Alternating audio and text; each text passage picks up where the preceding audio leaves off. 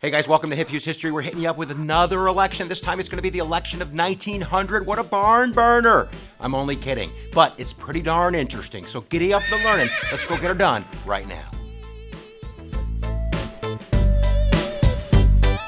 Let's frame this bad boy out. First of all, we have the incumbent President William McKinley, who won in 1896 in a little bit of a squeaker against the same candidate, William Jennings Bryan. So this is like Rocky II, guys, but it's going to end not so well for the opponent this time, and that would be William Jennings Bryan. It's a blowout. It's a 292 to 155 electoral map that we're looking at. Really, for the first time since the Civil War, we have a real strong plurality of citizens that are picking one guy over the other. It's like 51.6% to 45.5%. So a 6-point differential there is a pretty big deal when it comes to elections in the United States.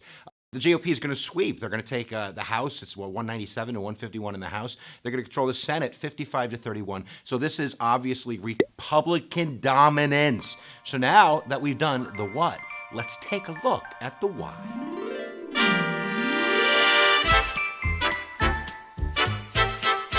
It's the economy, stupid. It's always the economy, stupid. The economy and, I guess, foreign policy, which we'll talk about in a little while, is going to be really decisive factors in who's going to win. It really doesn't matter too much who you put in there.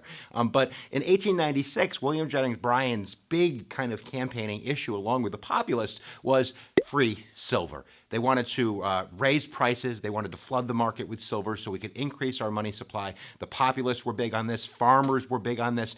Because we had a panic a couple of years before and the economy was in the, I almost said the pooper. I just said that. The economy wasn't doing well. It's doing quite well in 1900 for various reasons. Inflation is down. Prices are up. Farmers are going to be voting Republican, a lot of them. And if you look at the electoral map switch, you can look at 1896, and we're looking at some big farming states. Kansas, Nebraska, South Dakota, Wyoming, Utah, all went for William Jennings Bryan in 1896.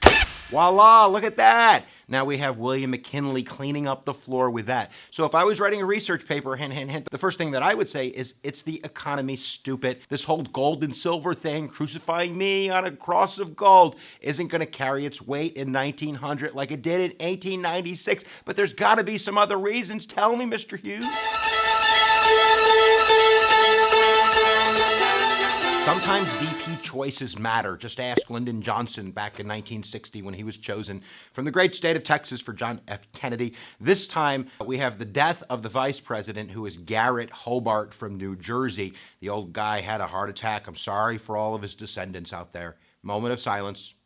But this gives the Republicans an opportunity to infuse their candidacy with a little bit of youth, a little bit of reform, and it also gives a way for some of the New York bosses like Thomas Platt in New York State, who's kind of the GOP boss Tweed in a sense, to get rid of this pain-in-the-butt guy, Governor Teddy Roosevelt. And of course, Teddy Roosevelt has made a big name for himself in the Spanish-American War. He's now governor of New York, and now he's going to use that, or at least the country and the GOP is going to use that as a launching pad into the vice presidency. Get him out of New York State and get a youthful campaigner on the scene to try to capitalize not only on his hero status, but also some of his reform status that William McKinley isn't a big reformer, if you know what I mean. So if I was to choose one of the leading characteristics of why William McKinley is going to crush William Jennings Bryan in 1900, I'd say Teddy Roosevelt. There, I said it, Teddy Roosevelt.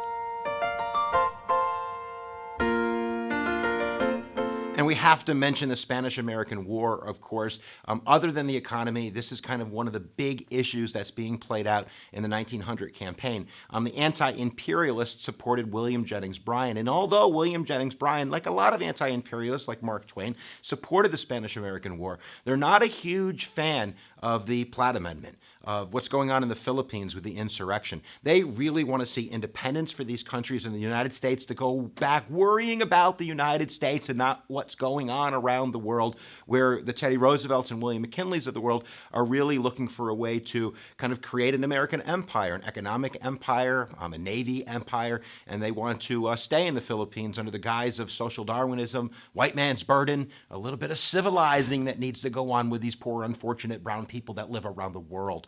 The Democrats almost chose Admiral Dewey from the Spanish-American War, more of a conservative Democrat, but he was a terrible campaigner, said some really dumb things, so we're kind of stuck with William Jennings Bryan. But we've talked about the economy. William Jennings Bryan has the business kind of situation locked up. Now he's got farmers kind of locked up. He has soldiers locked up. Who's left to vote for the other guy?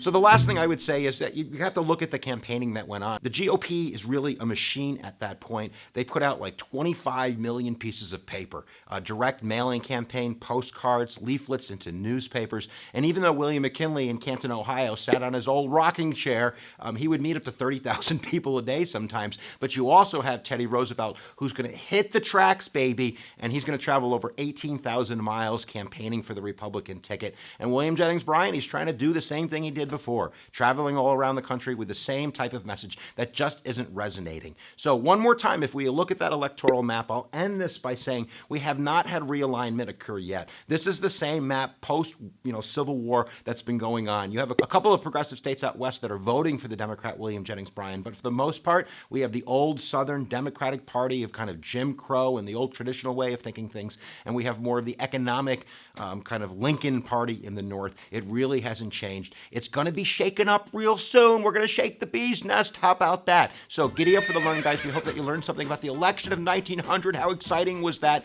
And if you haven't subscribed to Hughes History, you can do that right now by clicking the big, fun, funky red free button right there.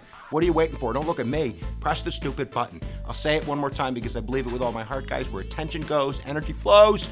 We'll see you next time that you press my buttons.